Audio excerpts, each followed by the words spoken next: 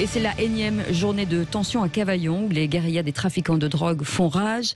Avec nous pour en parler ce matin, Virginie Cajouls, qui est parent d'élève au collège de Paul Gaultier à Cavaillon. Bonjour et bienvenue. Bonjour. Bonjour, merci d'être avec nous. Alors c'est assez incroyable quand même, hein, ce qui se passe du côté de Cavaillon, des fusillades en pleine journée, des balles perdues. C'est un quartier de Cavaillon, une cité qui se transforme en petit Chicago, hein, Virginie Cajouls. Les services sociaux, assurance maladie ont fermé leurs portes hier après-midi. Il a donc fallu protéger, c'est ça, les enfants en les enfermant en classe. Votre fille est dans le collège Paul Gaultier qui est concerné. Racontez-nous quelle est la situation et ce que vous avez vu, vous, parce que vous donnez justement aussi sur cette cité et sur le collège. Donc voilà, ce qui s'est passé, c'est que, comme vous dites, aujourd'hui nous vivons avec la peur, parce que il y a des coups de fusil, comme vous dites, en plein jour. Aujourd'hui, j'ai du mal à laisser mon enfant aller à l'école toute seule, parce que ça fait peur, quoi. Ça arrive dans la journée, ça arrive... Voilà, c'est très difficile à le vivre. Hein. Les parents ont peur, les enfants ont peur. Et c'est pas évident, quoi. Ouais. Mais alors, la police ne patrouille pas pour éviter ces fusillades ? Alors, la police patrouille, oui. Après, certainement pas tous les jours, mais je pense que... on voit pas toujours la police, quoi. Voilà, aux heures à laquelle nos enfants y finissent. Mais voilà, mais sinon, normalement, on attend la bague de nuit qui doit arriver en 2022 seulement. Voilà. Donc ça fait un peu peur, quoi. Voilà, donc là, vous demandez d'urgence, parce que c'est vrai, il y avait eu la visite de Gérald Darmanin quand il y a eu une fusillade cet été, hein, au mois d'août. Vous réclamez des moyens en urgence, quoi. Vous, en tant que mère de famille, quoi, et habitante du quartier. Bien sûr, il faut d'abord les pauvres habitants qui sont en plein dans le quartier du Dr M. Les enfants ne jouent plus, ne sortent plus.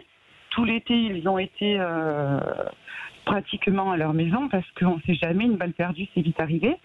Voilà. Après, le protocole qu'a pris le collège Paul Gaultier de confiner les enfants, c'est bien parce que après ils tirent, ils s'en vont, on ne sait pas où ils sont. Après, une balle perdue est très vite arrivée. Voilà. Donc c'est ça qui fait peur aujourd'hui. Voilà. Donc la peur aussi d'envoyer ses enfants en pleine journée à l'école, quoi, maintenant. Bien sûr. Il y avait des parents, m'a-t-on dit, qui pleuraient quasiment devant l'école hier après-midi. C'est vrai ? Bien sûr. Oui, c'est vrai. Il y avait des parents qui pleuraient parce qu'ils ne savaient pas. On n'est pas bien avertis par l'établissement. Il y a certains parents qui ont reçu un SMS comme quoi on gardait les enfants. Et il y en a d'autres qui l'ont pas eu. Du coup, on ne sait pas. On ne sait pas du tout ce qu'il se passe, quoi, en fait. Voilà. Après, c'est compliqué. Il faut gérer le travail, les enfants. Après, on vous dit à 13h15, venez vite récupérer vos enfants. Voilà, sans vraiment trop savoir. Il y en a qui ont reçu des SMS, il y en a d'autres qui n'en ont pas reçu. Et alors, ces fusillades qui interviennent, elles viennent des trafiquants de drogue, c'est ça ? Ça, je pense, oui. Je pense. Après, j'en ai pas la certitude à 100%, mais je pense que oui. Et est-ce que vous avez le sentiment qu'il y a une dégradation de cette sécurité, donc de l'insécurité, en fait, maintenant, dans ce quartier depuis quelque temps? Là, ça s'est aggravé ou pas? Bien sûr que oui, ça s'aggrave. Au tout début, c'était des tirs dans la nuit. Maintenant, c'est des tirs dans pleine journée. Il y avait régulièrement, il y a toujours sur Cavaillon un marché le vendredi matin, par exemple. Aujourd'hui, je n'y vais même plus parce que on ne sait jamais. Il peut y avoir une fusillade, il peut y avoir, voilà, on a peur, quoi. On a peur, c'est dangereux, quoi. Voilà. Et les commerçants eux-mêmes vont encore quand même ouvrir leur boutique malgré tout et sur le marché, alors que les services publics ont décidé de plier bagages. Alors je ne sais pas s'ils reviendront, mais de nombreux organismes, quoi. Écoutez, il y a des maraîchers qui... Moi, j'en connais un que j'allais régulièrement quand j'allais faire mes courses sur le marché.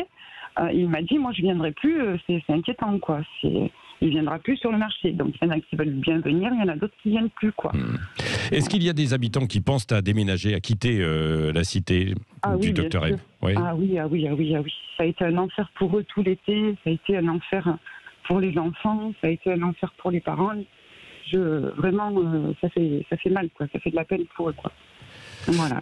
Merci beaucoup pour ce témoignage, Virginie Cajouls, et voilà, et votre courage aussi pour témoigner. Donc, parents d'élèves du collège Paul Gaultier du côté de Cavaillon. On va suivre ça pour voir s'il y aura, comme vous le réclamez, des renforts qui sont envoyés, des mesures, oui, donc des renforts en fait de police avec ce plan qui a été demandé pendant l'été et là, de nouveau ces fusillades avec ces services sociaux qui ferment et puis les écoles qui sont obligées de confiner les enfants à l'intérieur. Merci d'avoir témoigné en direct ce matin sur Sud Radio.